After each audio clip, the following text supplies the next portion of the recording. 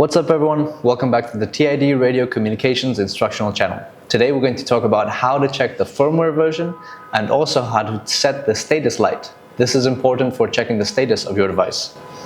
So, how do you use these two functions on the TD-H3? Let's take a look. First, we can check the current firmware version in menu 42. You can also log into our official software website to download the latest firmware for the H3. By checking the version, users can keep up to date with the software version information of the walkie-talkie and ensure that the device has installed the latest firmware version. Next, we can set the time of the LED light flashing in the custom standby mode in menu 43. It can be set to 5 seconds, 10 seconds, 15 seconds, 30 seconds, or off. The breathing light can visually indicate the current status of the walkie-talkie by flashing colors such as low battery, transmitting, standby, etc.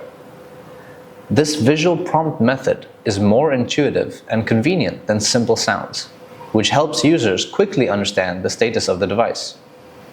I hope this video can help you to better understand the functions of the H3. If it did, drop us a like. If it didn't, maybe leave us a comment. Tell us where it went wrong.